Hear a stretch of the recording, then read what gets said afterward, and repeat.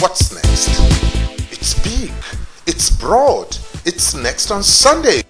With 6 sections and pullouts, including glossy color fashion magazine, Elan. There's something in it for everyone. Next on Sunday. Ask your vendor and buy it. Hello and welcome to Next News. President Umaru Yar'Adua has summoned a special meeting of parties concerned in the Niger Delta conflict in an apparent demonstration of his commitment to ending the crisis in the region. The president had earlier pledged to unfold the terms of the amnesty he granted to militants wishing to lay down their arms and embrace peaceful means of addressing their problems.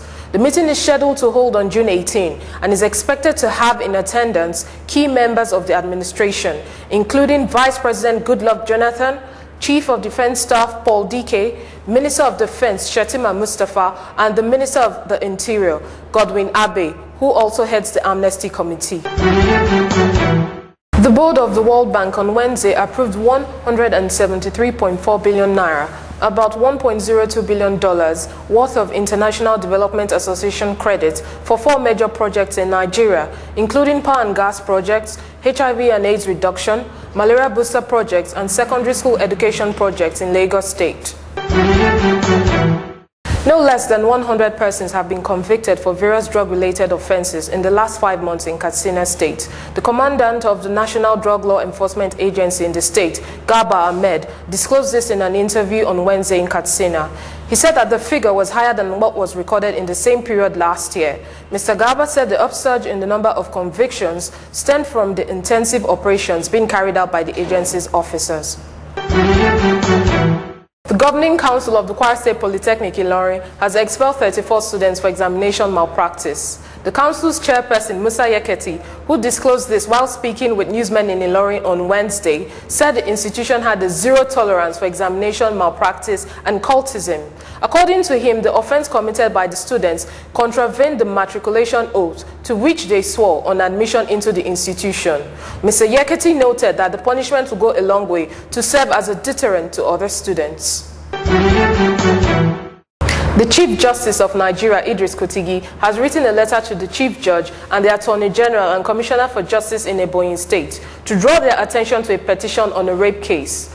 The letter urged the officials to respond to the petition by the father of an alleged rape victim, Stephen Alefia. This followed the withdrawal of rape and threat charges against the accused person, Chijoke Igwe, by a Chief Magistrate's Court on May 11.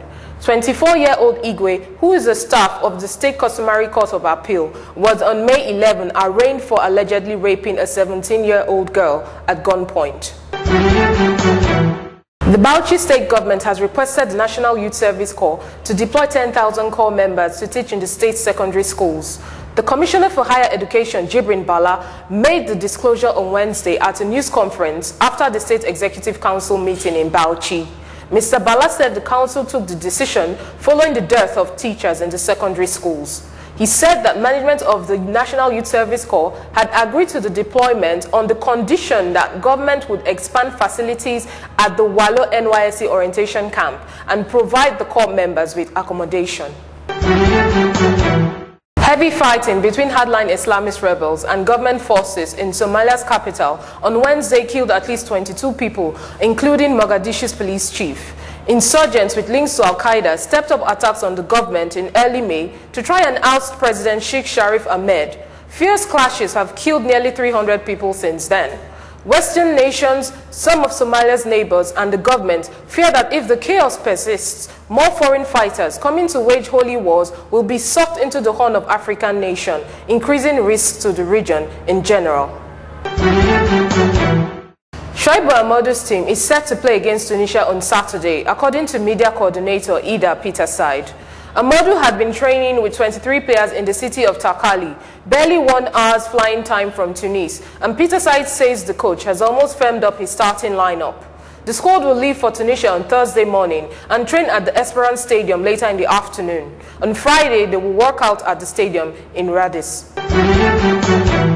Olympic champion Usain Bolt clocked a wind-assisted 9.77 seconds over 100 meters at the Ostrava Grand Prix on Wednesday. Jamaican Bolt, who set a world record of 9.69 seconds in the Beijing final last year, was assisted by a following wind of 2.1 meters a second. Cuban world record holder Daron Robles won the 110 meters hurdles in a season's best of 13.04 seconds, while Bershon Jackson of the United States clocked a season's best time of 48.32 seconds in 400 meters hurdles. Thank you for watching Next News. For details on these and other stories, please visit 234next.com.